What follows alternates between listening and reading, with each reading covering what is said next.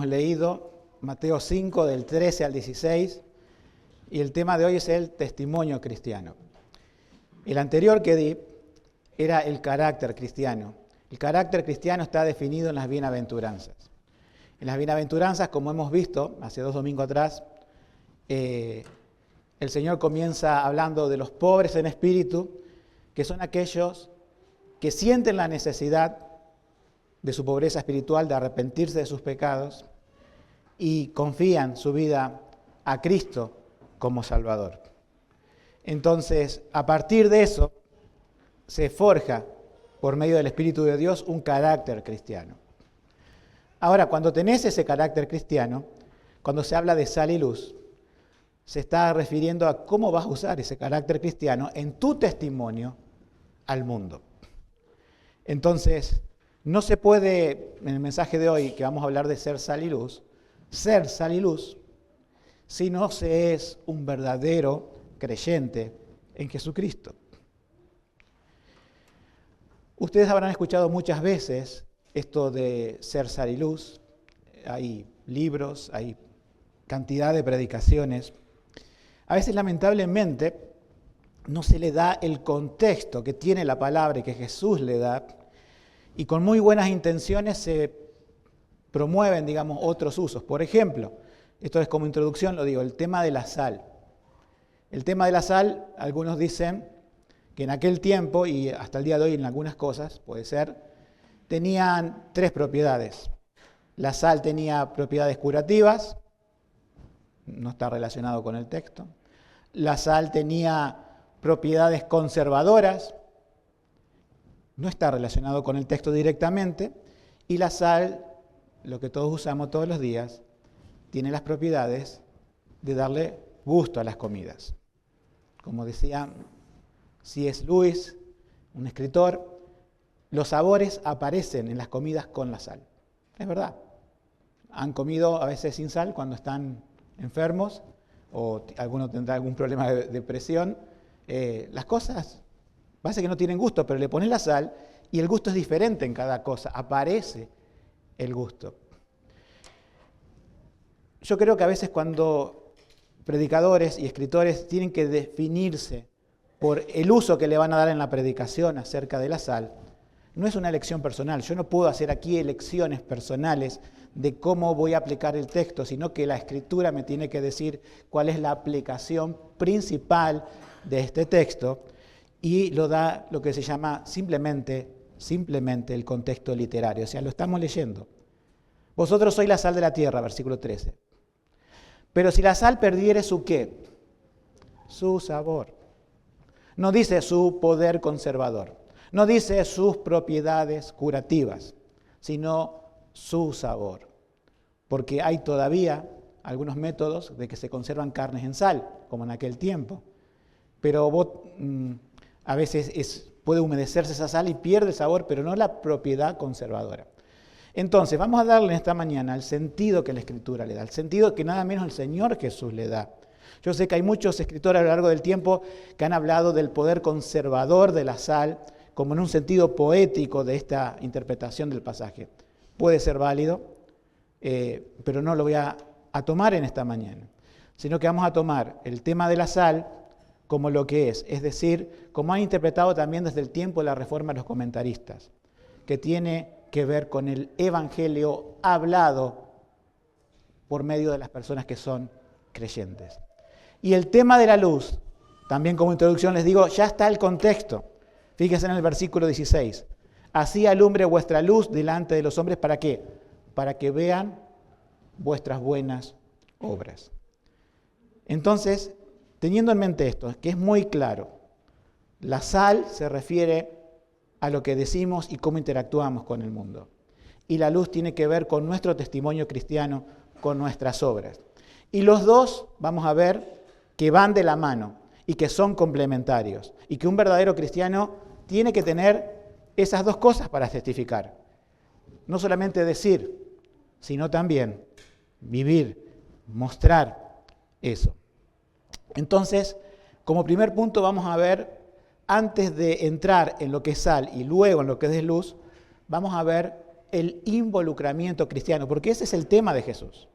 Una vez que sos creyente, bienaventurado, ahora tenés que intervenir en el mundo, tenés que testificar, tenés que involucrarte con el mundo.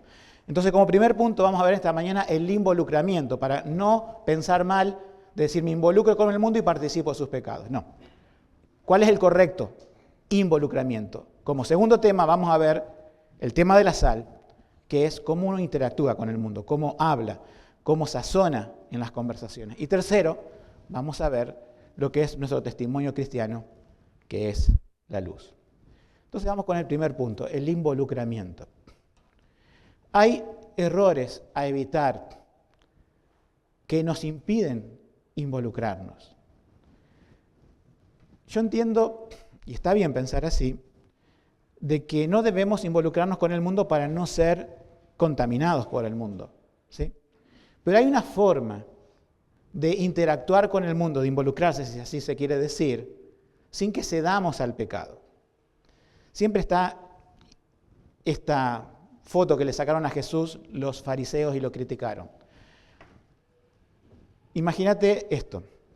Pasan los fariseos, ven a Jesús, Señor Jesús, en una mesa, sentado con lo último de la sociedad, que eran los publicanos, matones que cobraban impuestos, ¿sí? Y eran matones porque tenían que cobrarlo para Roma y eran traidores de la patria de Israel. Eran los detestados de la sociedad. Y lo ven a Jesús comiendo con esa gente. Lo ven a Jesús bebiendo con esa gente. Y entonces ellos sacan la foto y dicen, este hombre, Jesús, no es el Mesías, no puede ser el Mesías. Está involucrado con pecadores. Con ellos come y con ellos bebe. Pero en la foto se comete una injusticia, porque ellos no tienen la visión de cámara de lo que pasó. Pero a veces los cristianos se quedan con la foto también mal, al igual que los fariseos, diciendo, bueno, yo puedo ir a un boliche, puedo ir a un bar y tomar cerveza con los amigos y hablar y todo eso, porque Jesús lo hizo con los publicanos, pero no se equivoque. Jesús, esta es la visión del video, no de la foto. Pasa sería el cobro de los tributos públicos que los manejaban los fariseos, los publicanos, y hay un publicano ahí llamado Mateo, que le dice, ven, sígueme, deja todo, deja el banco ahí, que era una locura dejar todas las monedas, todo el tipo de cambio en una mesa, y este publicano Mateo sigue a Jesús y lo invita a la casa. Él está decidido a decir, este es mi maestro. Quiero que conozcan lo que tiene mi maestro para decir. Y en la casa de Mateo, no, como dice John Gill, en la taberna de los publicanos, es donde Jesús está. En la casa de Mateo, donde vienen los publicanos, y bueno, no sé cuánto habrán tomado, pero ellos vienen sabiendo quién es Jesús. Tiene algo para decirle, no los rechaza. Estaban cansados ellos de que los fariseos instruían al pueblo que ni siquiera se acerquen 5 metros a ellos.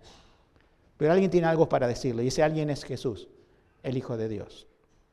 ¿Se dan cuenta cuál era la situación? Él no echó a la gente de la casa. Él no dijo, no entro en la casa de Mateo, un publicano, porque él lo llamó. Él tenía un sentido de escogimiento de Mateo. Pero no echó a los publicanos que entraban, y las casas eran un poco públicas en aquel tiempo, las ventanas abiertas, las puertas abiertas, todos podían ver lo que pasaba en esa casa, poca privacidad, pero tampoco podemos irnos al otro extremo de decir Jesús iba a fiestas, Jesús compartía todo, entonces por eso se involucraba con la gente. Ni el pensamiento de los fariseos está correcto, ni el pensamiento de la gente que piensa así está correcto, que piensa que involucrarse es compartir las cosas del mundo. Ustedes pueden provocar sanos encuentros donde no comprometa su testimonio, donde no caigan en ese extremo de decir, bueno, yo vi a Jesús en la Biblia que comía con los publicanos, entonces yo me involucro en todo, total, cuido mi testimonio. Hay ambientes que no podemos ir, hay ambientes que no podemos involucrarnos, hay situaciones que luego, hoy en redes sociales, se amplifican por 100 y la gente genera duda al testimonio de una persona. Tenemos que ser muy cuidadosos y cautos en cómo hacemos el involucramiento. Pero la cuestión es esta: hay que involucrarse. Entonces, es una tensión que vamos a sufrir como cristianos. ¿Cómo hago este involucramiento? Sin comprometer mi fe, pero sin aislarme. Esa tensión la van a tener que vivir cada uno de ustedes y yo. Esa tensión va a estar siempre. Entonces tenemos que tener sabiduría del Señor. Y si tenemos duda, preguntamos. Si tenemos duda, consultamos a otros hermanos para que Dios sea glorificado, para que llegue el Evangelio y seamos realmente la sal de la tierra que ahora vamos a ver. Entonces, dijimos que aislarse no es la opción. Muchos pensaron diciendo, bueno, para tener un buen testimonio cristiano, yo no me meto con nadie, rechazo a todos mis amigos, los borro a todos de mi WhatsApp y no tengo contacto con ninguno, le cierro la persiana a muchos familiares y ya. Bueno, es muy fácil vivir una vida cristiana así, pero no nos llama Dios a ese tipo de cosas, sino a poder dar razón de nuestra fe. Y no solamente cuando nos toca predicar en una ocasión que se dio, sino que podemos a veces ser intencionales en compartir nuestra fe, invitando a alguien a comer a casa que no sea creyente. Pero ya sabemos que si hablan de política, de fútbol y de todas las cosas de la vida, se va a hablar de eso quizás, pero no vamos a dejar la oportunidad de darle la buena noticia del Evangelio, de decir a veces esas conversaciones incómodas, el pecado que tienen, ¿sí? Y esto también debe guiarnos al Señor, hasta qué punto debemos insistir con determinadas personas, porque a veces cuando una persona recibe 1, 2, 3, 4, 5, infinidad de veces el Evangelio, hay un problema allí. Entonces, primeramente, no aislarse. Segundo, tener, que es un problema, ¿no? Tener una, vamos a decirlo, es una palabra difícil, una cosmovisión pobre espiritual en temas de conversación. A veces puede pasar. O sea, nuestro involucramiento es pobre con el mundo en cuestiones evangélicas, en cuestiones de la Biblia, porque nuestra cosmovisión de la vida cristiana y nuestro conocimiento de la Biblia es pobre. Tenemos un instituto bíblico en esta iglesia. Se enseña la palabra en cada reunión. Entonces debemos pensar que la capacitación bíblica es para hacer una buena evangelización. En Hechos 18:4 nos dice que el apóstol Pablo disputaba en la sinagoga todos los sábados y persuadía a judíos y a griegos. Tenía conocimiento de la cultura judía, tenía conocimiento de la cultura griega, tenía conocimiento de las escrituras del Antiguo Testamento, tenía conocimiento directo de Jesucristo, obviamente. Pero a veces no nos pasa de decir, bueno, invité a la persona a comer o fui a la casa y le dije 2 o 3 cositas. Mientras desfiló delante mío una conversación bastante amplia donde yo podía haber puesto sal, y donde podría haber sido luz. Y simplemente influí en una parte muy pequeña, hasta intrascendente, porque no supe cómo meter el Evangelio. Y capaz que lo hice de una manera torpe y forzada y sin resultado alguno. Hay muchas personas que son entusiastas en la evangelización. En el mundo entero estoy hablando. Personas que son más entusiastas, pero con un escaso conocimiento. Pero aún se valora que la persona entusiasta comparta el Evangelio con escaso conocimiento a que no lo haga, ¿verdad? Pero ¿qué sería mejor? Entusiasmo, pero conocimiento del Evangelio.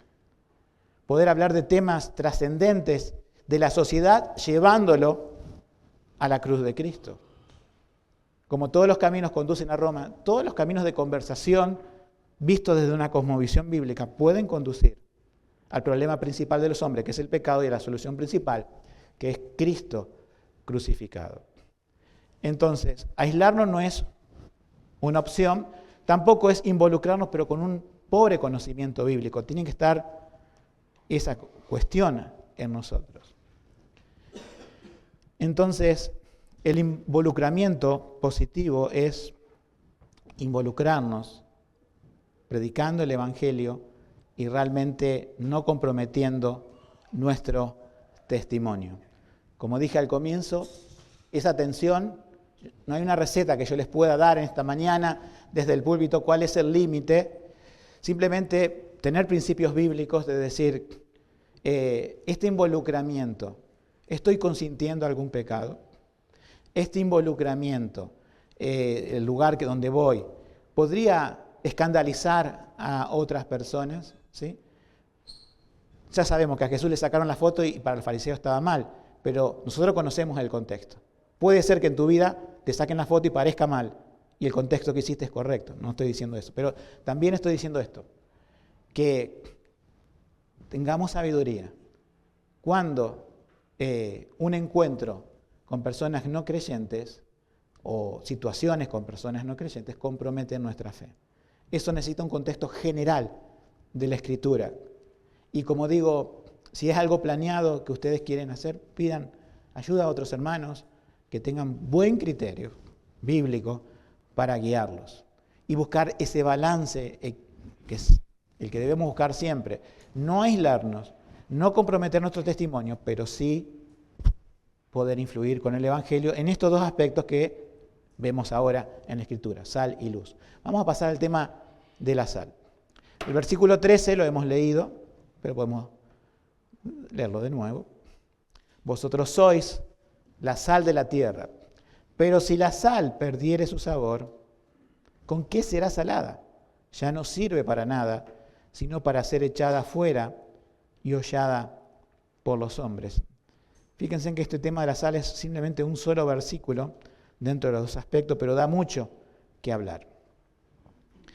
Hay otro evangelio, que es el de Marcos, que repite esto. Está en 9:50 de Marcos. Y me gustaría mencionar que ese evangelio aporta una condición que Jesús la dijo en su momento, pero que no rescata Mateo, sino que la rescata Marcos, que dice Jesús a las personas: tened sal en vosotros mismos. Dijimos que la sal, cuando hablamos en este sentido figurado que habla el Señor Jesús, de dar sabor, está hablando del contenido del Evangelio. Lo sabroso, como decía John Gill, que es un comentarista, del Evangelio. Está hablando de la sal en su sabor. Ahora, nosotros nacemos desabridos. Nosotros nacemos sin sal. Me podrá decir, pero hay personas muy divertidas, muy entusiastas, que la conversación se hace llevadera, y hay otras personas que son muy tímidas y no sabes cómo interactuar y te aburrís con ellas. No, no tiene nada que ver eso. No estamos hablando de personalidad, no estamos hablando de entusiasmo, sino que estamos hablando de una conversación que tiene un contenido eterno, de palabras, que tiene relación con algo eterno, que es el Evangelio de Jesucristo, que son las cosas de Dios. Nosotros nacemos desabridos porque no nacemos en comunión con Dios, nacemos muertos, como dice la Biblia, en nuestros pecados. Hasta que Cristo nos da vida, no podemos tener sal. Por eso, el Señor Jesús cuando dice, tened sal en vosotros mismos, es decir, asegúrate que sos cristiano. Puede pasar que los cristianos vayan a la tendencia de ser desabridos, pero eso lo vamos a ver ahora. El tema es que, ¿por qué tenemos sal en nosotros mismos? Juan Calvino decía esto, porque los hombres no tienen nada en ellos, sino lo que no tiene sabor, hasta que hayan sido sazonados con la sal de la doctrina celestial. Hermano, hermana, tu vida cobró sabor cuando vino Cristo. Y la sigue salando, le sigue dando sentido, le sigue dando esperanza. Antes, ustedes saben, venimos de contextos diferentes, pero algunos pueden apreciar el caos que era su vida. Que sabía a muerte, sabía a problemas, sabía a pecado, a desesperanza, a un montón de cosas de este mundo. O a un sinsentido. No tiene sentido la vida. Pero Cristo viene a salar eso, a cambiar eso, a darnos un verdadero sentido y darnos palabras de vida eterna que nosotros podamos comunicar a otros, salando a otros, pero primero somos salados nosotros. Tened sal en vosotros mismos, es lo que nos recuerda Marcos. La Escritura también, si bien esto no lo dice Jesús, lo dice el apóstol Pablo, creo que el contexto de la iglesia primitiva pensaba, sal es conversación, sal es interactuar con palabras sabias. Y Colosenses 4:6, Pablo, un apóstol, dice, sea vuestra palabra siempre con gracia. Y fíjense en lo que dice, sazonada con sal, para que sepáis cómo debéis responder a cada uno. Es el mismo contexto de Jesús. Pablo lo afirma, o sea, la Escritura refuerza la idea de que no es conservación tanto, no es medicina la sal, sino que es conversación, comunicación. Y dice, vuestras charlas sean a veces sazonadas con sal, no siempre con gracia y siempre con sal, siempre sazonada con sal. ¿Y qué es ser sazonada con sal? Para que sepáis para que sepan cómo deben responder a cada uno. Esto es importante, hermanos. Si nosotros echamos demasiada sal a las comidas, pasan de ser ricas a ser una salmuera, ¿sí? Y a arruinar las comidas. He visto asados arruinados con sal. Uno dice, ¿cómo puede pasar eso? Pasa. Cuando hay un exceso de sal, cuando se usa la sal, que tiene ese sentido útil de condimentar de una forma imprudente. Acá nos dice para que sepáis cómo responder a cada uno. Ser sal en conversaciones cristianas no es tener una grabación, un MP3 en nuestra mente y decir a todos exactamente lo mismo para evangelizar. Porque vemos a Jesús que no lo hace. Siempre se comparte el Evangelio, pero no siempre con las mismas palabras. Podemos quizás recurrir a determinadas técnicas de evangelización cuando hacemos evangelismo en la calle, sí. Pero cuando hablamos con las personas, si estamos preparados bíblicamente, escuchamos a las personas. Porque para responder a cada uno, primero hay que escuchar, aprender a oír, aprender a hacer buenas preguntas y explicar cuál es el camino de salvación. ¿Cuáles son las objeciones que pone el pecador? ¿Cuál es la cosmovisión errada que nos presenta determinada persona? Ya sea negando a Dios, negando alguna doctrina, negando su pecaminosidad, negando un montón de cosas. ¿Y cómo podemos llevarlo a Jesucristo? Bueno, ser buenos sazonadores es lo que nos llama la palabra. Pablo era alguien que usaba los condimentos de manera precisa, de manera excelente. Él sazonaba con sal. Él tenía palabras para judíos, tenía palabras para griegos, tenía palabras para las autoridades romanas, tenía palabras para los bárbaros, que era otra etnia, podemos decir, en la isla de Malta. Aunque ahí fue más luz que sal. Tenía una palabra de Dios para cada situación. Y hermanos, nosotros, si queremos ser sal, tenemos que prepararnos para salar nuestras conversaciones. Cuando conversamos entre nosotros, no siempre vamos a estar hablando de la palabra, pero nunca podemos salir del contexto cristiano de la palabra.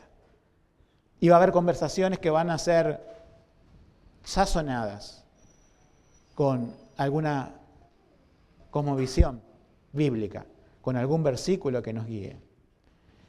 Tenemos que evaluar esto, hermanos. Si en nuestras conversaciones entre nosotros como cristianos no hay sal, ¿por qué deberíamos esperar que esta misma conversación tuviera sal con aquellos que no conocen a Cristo? Es más, nuestras conversaciones tienen que ayudarnos a salarnos unos al otro con la sal del Evangelio. A poder, al estar en comunión y charlar de las cosas, por eso yo siempre digo, invítense a sus casas, aprovechen los domingos a la tarde después que termina la reunión. A veces vamos al parque todos juntos, pero uno puede visitar aquí, un soltero, un casado, pero todos en comunión constante, porque nos provocamos al amor y a las buenas obras y somos salados unos a otros. Y la iglesia se mantiene como una iglesia local que realmente es un salero pero no con la sal desabrida.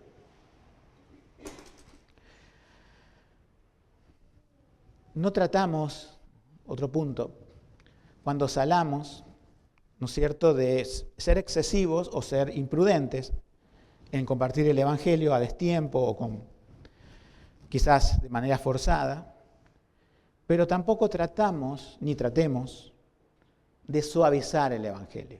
¿Qué es suavizar el Evangelio? Creo que muchos lo saben. Hoy en día, el mundo evangélico en general tiene miedo de ofender al pecador. Tiene miedo de quedar mal con la gente. Entonces, propone un mensaje positivista, sin las demandas del Evangelio, sin las demandas de la cruz, sin decirle a la persona, sos un pecador que necesitas la gracia de Dios. ¿Por qué? Porque se ponen a muchas personas en contra. Y lamentablemente ese falso evangelio no va a salvar.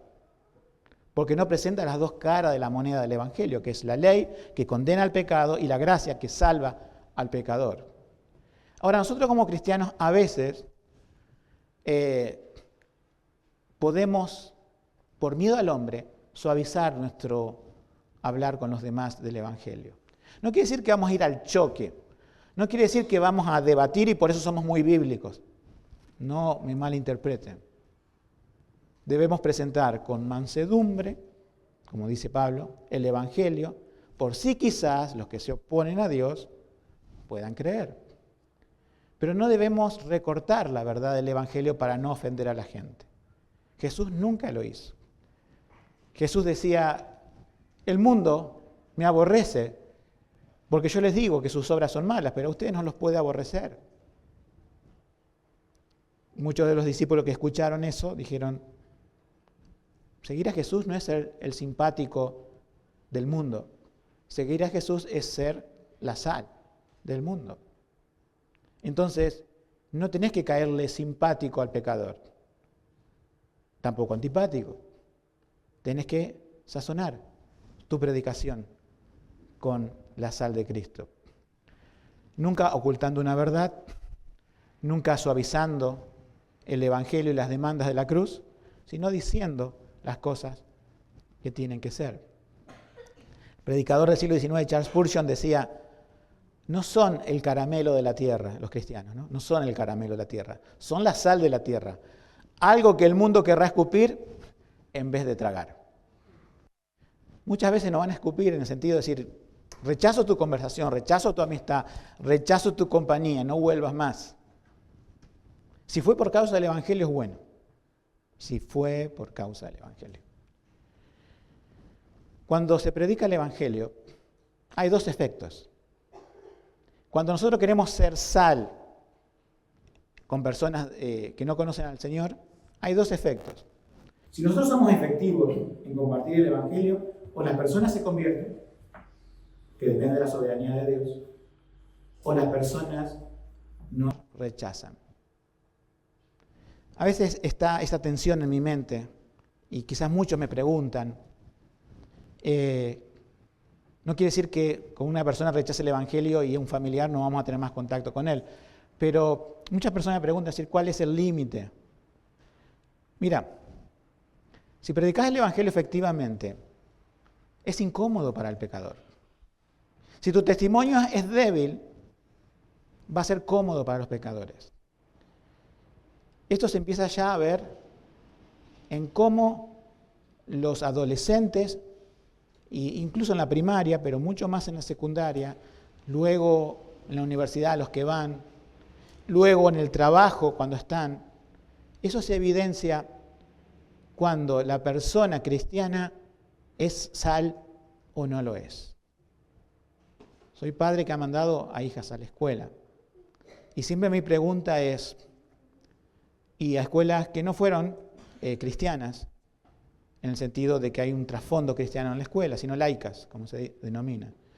Y mis hijas son de testigo que siempre le pregunto, ¿vas a hacer con esta persona 7 años o 5, en el caso de la secundaria?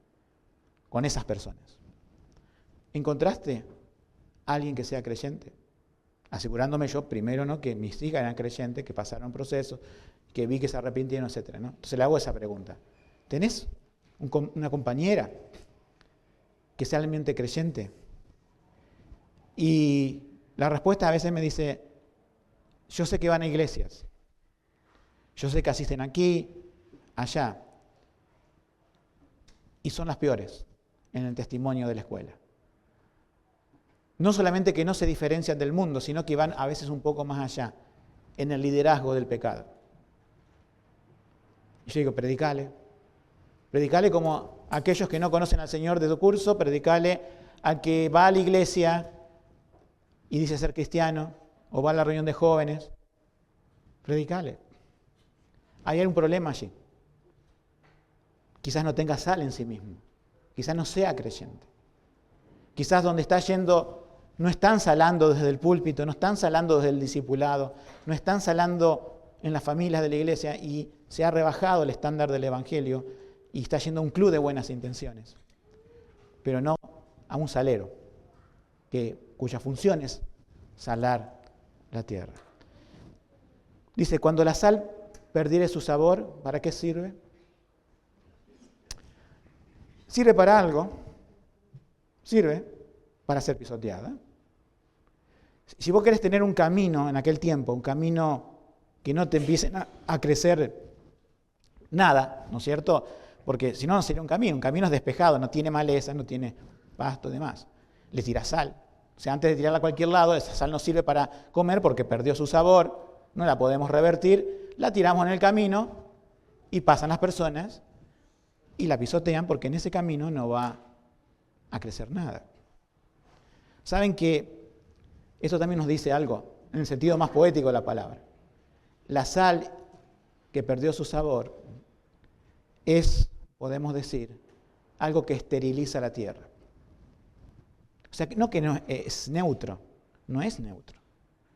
Esteriliza la tierra.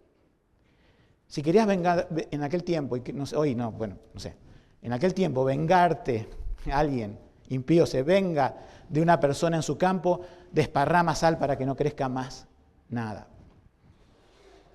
Eso podrían haberlo hecho en la antigüedad. Es más, en algunas conquistas para destruir un pueblo y como maldecir a ese pueblo, esparcían sal por sus sembrados, de modo que no solamente no se podía reedificar la ciudad, sino que la tierra quedaba inútil. ¿Sí? Lamentablemente, a veces esto pasa hoy. Tristes noticias se han visto en televisión. En esta última semana no podemos descontextualizarnos del mundo, pero vemos a personas con el título de pastores que son descarados, engañadores. Pero eso no es gratis, no sale gratis al cristianismo, sino que sala en Argentina para que cuando una iglesia con sal del Señor, con el Evangelio, vaya a salar, esa tierra está totalmente árida, totalmente antirreceptiva al Evangelio, totalmente desconfiada, porque el camino de la verdad, como dice en otra parte de la Escritura, es blasfemado, es criticado por causa de los malos testimonios de aquellos que dicen ser hijos de Dios, pero son falsos maestros y en última instancia servidores de Satanás, ya sea por dinero, por engaño, por popularidad, por lo que sea. Ese es el tiempo que nos toca vivir, hermanos. Ojalá fuéramos a salar algo que no tuviera sal antes, y no algo que está saturado con una sal sin sabor, pero que vos lo probás y es algo realmente horrible. Ojalá tuviéramos que sembrar en un campo donde no hubiera malezas, donde no hubiera piedras, pero tenemos que sembrar en un campo donde está lleno de piedras, lleno de muchas cosas, donde en mi caso como pastor, la profesión de pastor era algo honorable, hoy parece ser una vergüenza, y los que piensan que son super pastores no tienen problema, pero los que lidiamos con la verdad bíblica, muchas personas te dicen, todos los pastores son engañadores, muchas personas han caído ya en ese pensamiento, y con razón. No lo criticamos, no vamos a salir a defender siendo que no es así, pero podemos decirle, no todos, y tenés que tomarte un tiempo. Tenés que, y conmigo le digo, interactuar para poder saber a lo largo de los años si realmente estamos del lado del Señor Jesús sin engañar a la gente o somos menos manipuladores. Este engaño que se provoca en las personas hace que toda una generación, toda una congregación, todo un movimiento evangélico en el país y en otras partes del mundo sea una sal que perdió su sabor. Podrán hacer mucho ruido por redes sociales, podrán convocar en el obelisco, en el monumento a la bandera, pero cuando ves el mensaje, perdió su sabor. He visto a través de mi vida, predicador conocido en Argentina, que no tenía la doctrina reformada, bautista reformada, pero recuerdo bien que al principio de su ministerio eran predicaciones bíblicas de arrepentimiento, de fe, que escribió libros que podían guiar a otros en el camino de salvación. Pero en un momento esos ministerios, o ese ministerio, no voy a decir cuál, dio un vuelco, dio un giro, y la predicación, que antes duraba 40 minutos, a veces más, donde había canciones, sí, había eso, pasó a ser todas canciones y pasó a llamarse festival con tal persona. Y la predicación duraba 15 minutos, y esos 15 minutos eran una sal sumamente desabrida. Creería que esa persona era creyente, pero que realmente se debilitó en su fe, hizo las cosas mal. Quizás alguno diga, no era creyente. Bueno, lo sabremos en el día del juicio. A otros podemos decir tácitamente, no, este no es creyente porque está negando verdades del Evangelio. La cuestión es que sí podemos decir, con toda la letras, ese no es el Evangelio. Este festival no es el festival del Evangelio. El Evangelio no es un festival. El Evangelio es un mensaje. Y tiene que ser lo más serio posible. No lo más amargado, pero sí, es algo serio. No estamos para entretener a las personas. No estamos para decirle, somos el caramelo de la tierra. Somos el dulce de leche de la tierra, podemos decir en Argentina, pero somos la sal de la tierra. Es algo muy distinto. Es algo muy distinto.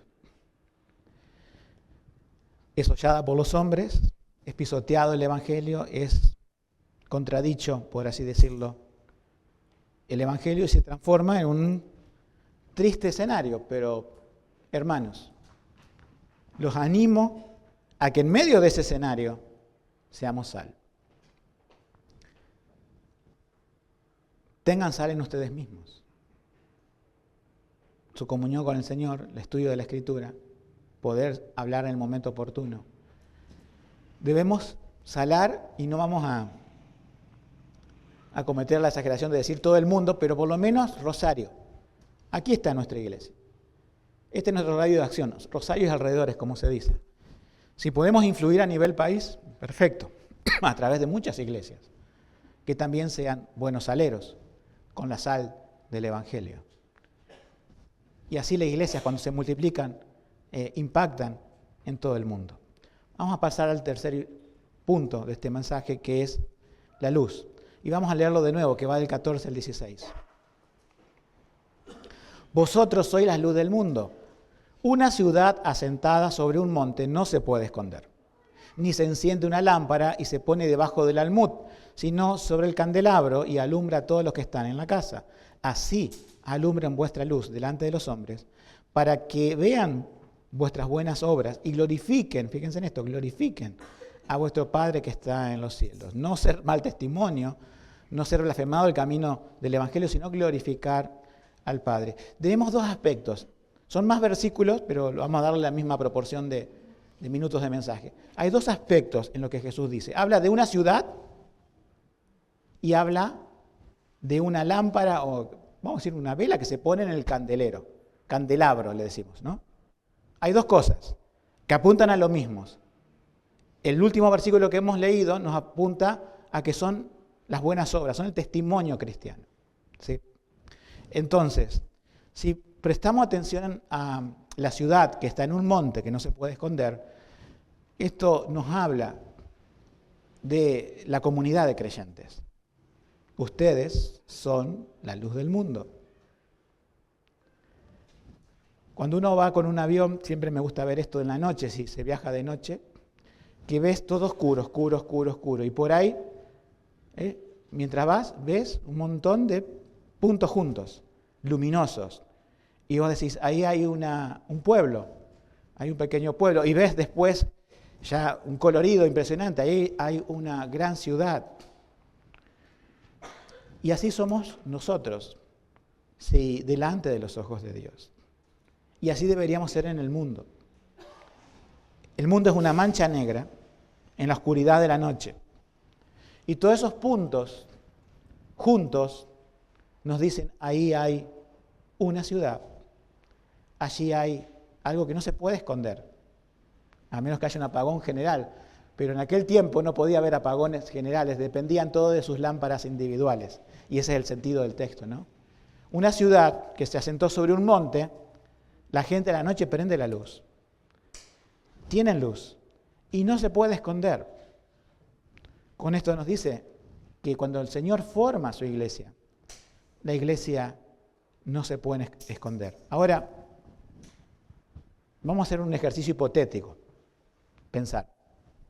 Lo segundo es la lámpara, o sea, un candelabro. ¿Sí?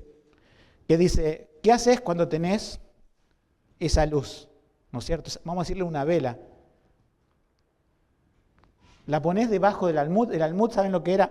Era un cajón que tenían todas las casas para medir granos. Era algo culinario, algo de cocina, algo también de supervivencia económica. Es decir, medían granos en el almud. Un cajón de madera.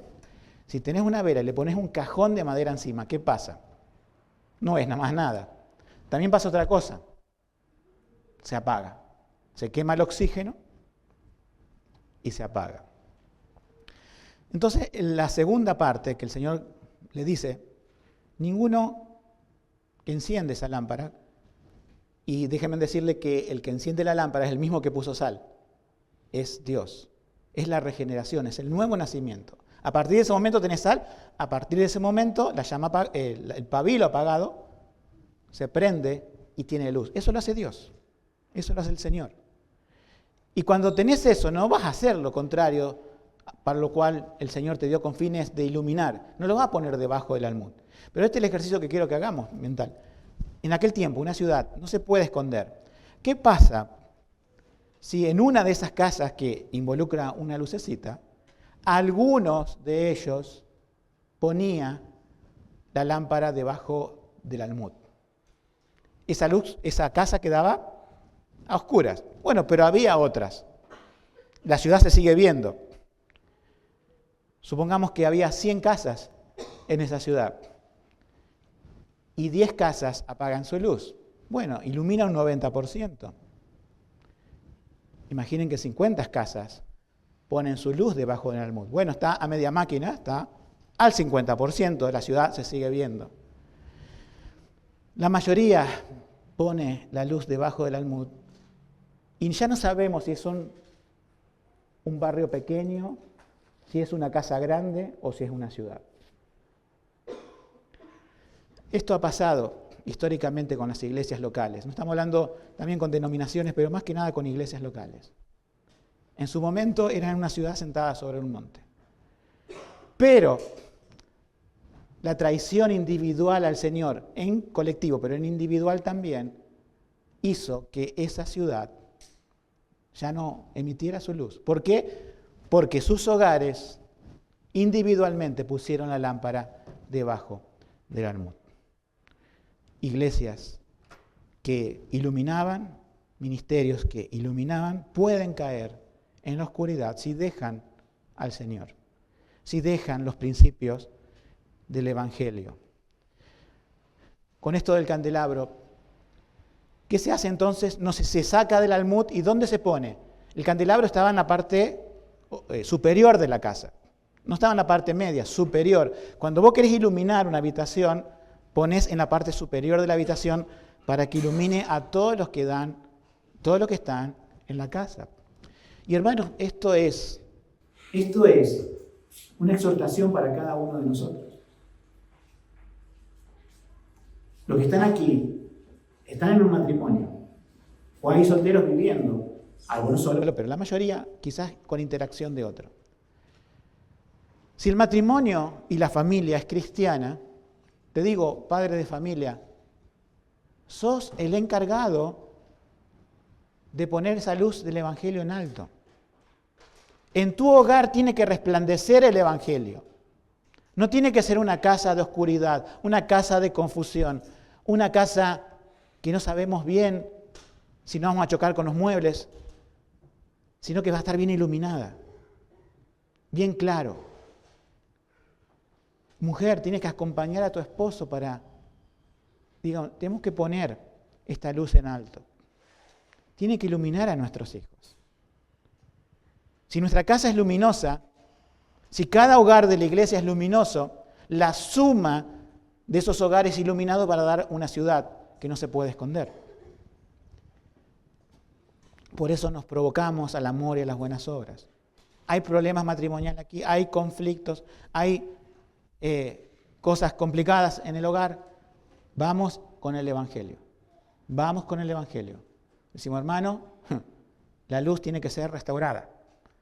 No tiene que ser una llamita a media luz, sino que tiene que iluminar bien tu hogar. Nos preocupamos por los hombres que toman su rol, por las mujeres que acompañen complementariamente, según la palabra, a sus esposos, para que los hijos sean criados en el temor y la disciplina del Señor. Nos preocupamos por los solteros, aquellos que van a formar un hogar, para que no se equivoquen, para que no lo hagan mal, para que sean un luminar ahora, y cuando formen un hogar, también lo sean. Y si se quedan solteros, también lo sean como luminares en donde estén.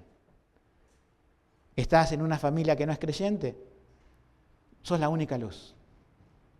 Estás en medio de gente que se ríe del Evangelio, que vive un falso Evangelio, y tenés la palabra, sos la única luz. Y el Señor puede iluminar a otros. También Charles Spurgeon decía, la Biblia nos muestra que no dice que la Biblia es la luz del mundo. La Biblia es luz, ¿sí? Decía Spurgeon, es lámpara a nuestro camino. Pero ¿quiénes son los que tienen que poner ese Evangelio en alto? O sea, la Biblia puede estar cerrada aquí en el púlpito. Puede estar en una biblioteca. Ella tiene luz, es portadora de luz, ¿sí? Pero ¿quiénes son los responsables de poner esa luz en alto? La iglesia. Por eso dice, a ustedes son la luz del mundo, no porque tengan luz en ustedes mismos, sino porque tienen esta luz de la palabra. Pero esta luz de la palabra no puede quedar debajo del almud, tiene que ser puesta en alto. Terminamos. Hermanos, el Señor nos ha llamado a hacer esto, ¿no? Como dijimos recién, sal de la tierra, luz del mundo. No es una opción, no es una opción, es nuestra identidad. Si el mensaje anterior pudimos examinar con las bienaventuranzas nuestro cristianismo, el segundo paso es testificar. Tengo 3 preguntas para los creyentes. Tus últimas conversaciones, yo siempre me remonto a la semana que pasó, no podemos decir los últimos meses o este año. ¿Podés decir que tu conversación le pusiste la sal que tenía que ser? ¿O vas a poner excusas delante del Señor diciendo, no tuve tiempo, no se dio la oportunidad, no era la forma de entrar en la conversación? Si vas a pensar así, el salero siempre va a estar guardado. El salero es destapado para sazonar. Desde el punto de vista de la luz, ¿tu luz brilla en todos los contextos de tu vida? ¿O hay momentos en que la luz brilla, pero otras veces queremos pasar desapercibido? ¿Será que alguno se avergüenza del Evangelio en determinados contextos? Que cuando están junto con el hermano es muy valiente en sacar la luz, Pero cuando estás solo delante de un incrédulo, o varios, escondes el testimonio de Jesucristo y lo pones debajo del almud. Y tercero, en términos generales, y esto es un desafío para todos, podemos decir que tenemos una vida de testimonio que provoca, como dice el último versículo, que otros glorifiquen a Dios, o que nos ven y menean la cabeza y no somos muy diferentes a cualquier persona del mundo, ya sea en nuestro matrimonio, en nuestras finanzas, en nuestra vida personal, en nuestra interacción, en nuestros estudios, en nuestro trabajo. Las personas nos ven y menean la cabeza. O dice, ahí hay una persona confiable, hay un hombre de valor, hay una mujer de valor, hay un joven sincero, alguien que dice la verdad, que no estoy de acuerdo con él, dirá el mundo, pero yo sé que tiene algo. Yo sé que tiene algo que no sé bien qué es, pero me gustaría saberlo. Y es ahí cuando le vas a compartir el Evangelio. No podemos darnos el lujo de callar, hermanos. No podemos escondernos ni mezclarnos con el mundo hasta perder lo que el Señor nos llamó a hacer, nuestros distintivos. Nuestra generación actual, la sociedad, aquí en Rosario, necesita cristianos que hablen con convicción, que vivan, obviamente, con coherencia, y que el resultante de eso sea que glorifiquen al Señor. Por tanto, el Señor nos llama en esta mañana, hermanos, a poder ser fieles, a poder examinar nuestra vida a la luz de lo que hemos visto en la palabra y que nos hagamos esta pregunta. ¿Mi sal que el Señor puso está desabrida en algunos puntos? ¿La luz que el Señor puso a veces la escondo? Que el Señor nos ayude a ser sal y luz como la palabra dice.